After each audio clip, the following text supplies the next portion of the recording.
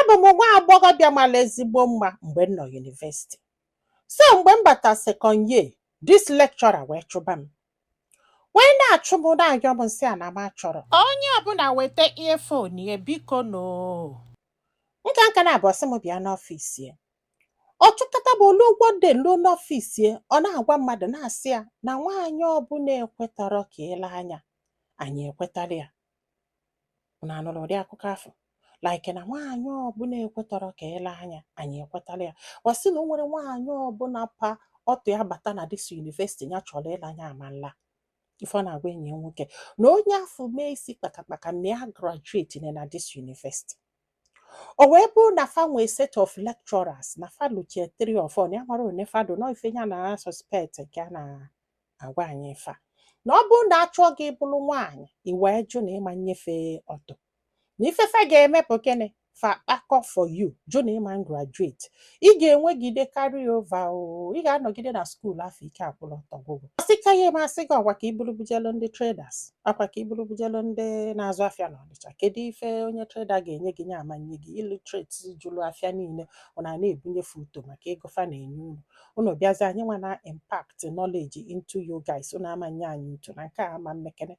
Ọ sị dat na fa na-eme ụfọdụ dat na oge nwa ga-eje hayata hotel, gị nwa ga-ejekwa ụgwọ hotel, gotelu lecturer akwa, wee menye invite na that hotel ebe ọ ga-abịa laa gị, ọlasịa gị kwụ ụgwọ hotel, kwụ ụgwọ nri, tinyekwu ya akwa sị ya thank you wee naba before you pass your course. Ọ sị m nne, this man wee chụbụ ya na sị ya na ya chọrọ.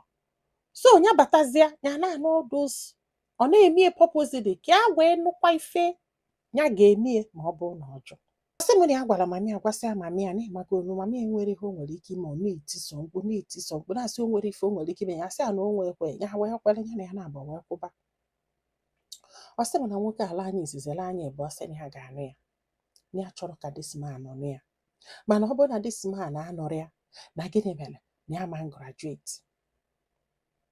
Ọ sị m nne ikekwụlụ ọtọ gwụ ya na ya mara ife a ga-eme, ya sị ya na ya dobere dị for inude. Ọ sị ya ya sị ya ọ gbakwa nkịtị na ife ọ na-emezi bụ oje ile ya na eji n'okpu nna be enyi ọ na-alị arọ ya na-ayị ọjụ ya eme ọcha ji erie. Ọ sị ọzọ kịta iburu bujelu ndị trader na ọ bụrụ na ị chọrọ ịgraduate na dis school, na ọ bụrụ na ị chọrọ ịghọ mmadụ na dis school ga-eme n'ife nkwụ, si m obidozie tinye biya na tre ya agbazie anya nkịta ọ na-anyụgbu inyụgbugide ya dị ime. Ọ sị m mana dis guys anya drop out na ọma mbụ nwe ya na-abịa school. Ya sị ya ọ sị o nwere ife ọzọ ọ na-achọ after all ga ya jee mee gị. Ọ sị m ọkwa etu from threat from ya chọrọ from fear ka this man ji wee mee gị n'obe. Na ya chọrọ na ya like this man from anywhere mana ya chọrọ ịgraduate. Ọ sị m nne n'ife ya na akọlọ m na ọ bụ na ụmụ agbọghọbịa ga-ekwu eziokwu na ọ na-eme thousands of them na school. Ya ị ga-eji aka gị jee buku hotel, jiri aka gị gote akwa kwụ ụgwọ nri, lecturer abịala gị ọlasịa gị ọ masịkwu gị thank you sọsọ ka ị wee pass your course. Sọsọ ka ị wee pass your course.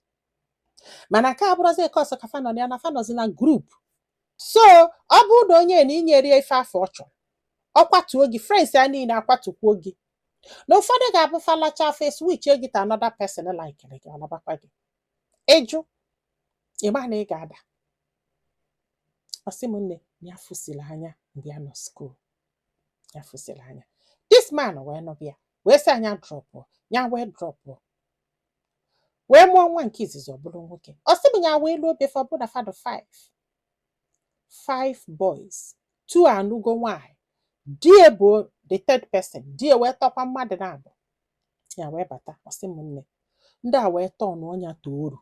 Sị m ọ bụ na die na-respect diọkpala fa like God, emetu esi akwụnyele nya ife ọbụla diọkpala fa kwuru bụ ada etinye ya ọnụ. Ada etinye ya ọnụ. Ife nke osote kwuru ada etinye ya ọnụ. Ọ sị m na nke afọ n'obodo oyibo nya nke osote nke diọkpala nọ n'ụlọ nọ ọ sị nọ an injinia ka ọ bụ ka ọ gịnị. na ọnya ga-esi nri mmadụ niile ga-eri, ya nwa ga-asa ahụ mmadụ niile, ya ga-egbogo gbede, ya ga-aga n'isi gaa n'etiti, ya bata n'ụlọ gwa dị esi a na ike adụ ọzọkwana ya na ọnụ nwere onye ga-enyere ya aka. Ọsị anya mebie na mgbe a nọrọ the second wife nọọsụ ọsọ ya na-eme ya wee nụtụ ya. Nọọsụ ọsọ the second wife na-eme ya wee nụtụ ya. N'ọnya nwa bụ nwaanyị ọfụ, n'ọnya ga-asa avụgide mmadụ niile o until nke ọ tọrọ anụọ nwaanyị. Ya sị ya ịọsị yes. Ọ sị m na ya ga-ebido ụtụtụ jegide ozi na ya ga-akpụlu nri ụtụtụ n'ọnụ a na-ajụ ya kedu ife a ga-eri n'efi. Ya ịkpụlu nri ụtụtụ n'ọnụ a na-ajụ gị kedu ife a ga-eri n'efi. Onye nke a sị na ya chọrọkwa nke, onye nke a sị na ya chọrọ nke.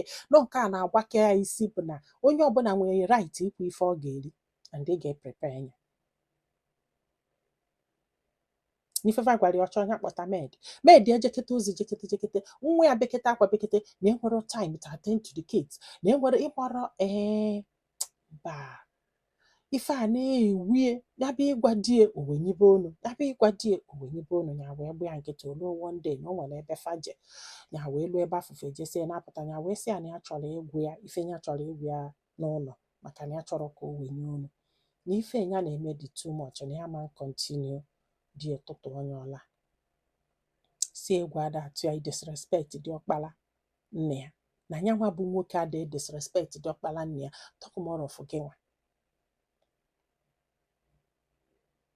Hapụ ebe afọ buru moto na ya wee jesie nata wee na be nne ya wee jekwa ndị be nne ya gwasịa ndị be nne ya mgbe afọ na ya amụtagoro ya nwoke na-abụ ya wee sị ndị be nne ya na ya ma continue after all na ya lovụrụ this man not out of fear ka a ji wee nụbịa ka wee graduate oluzikwa ka ọ nọbalị ya menye ya drop out na o nwere ife ya na-eluziziga everything olesi ọ ga-egbuzi egbu abụghị atago ya wee nata wee kpọọ ya wee gwakwa ya sị ya na ya ma continue otikwu ya ife. Ya wee gbazi anya nkịtị wee je weta akwụkwọ divorce faịlụ ya tilie n'etu ka o si wee nọla savụ onye akwụkwọ na ọkụjasịla akụja.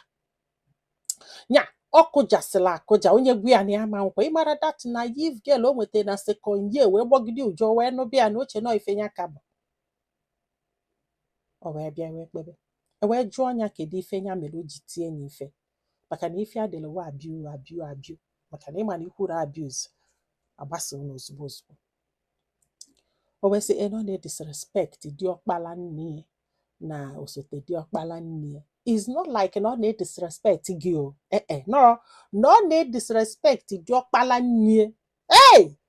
Jọji wee sị achekwele o nwunye gị ada disrespect gị nwunye gị ada akwa gị ihe o nwere ife na-esele ụlọ nọọ diọkpala nne gị ka ọ na-disrespect ya nwa ka iji wee tie ya ife na Jọji wee sị ya ị ka ya anụ ọsị esi hapụ ha ka ha jee dozie enye n'ụlọ ya wee sị ha na ya da anọzi na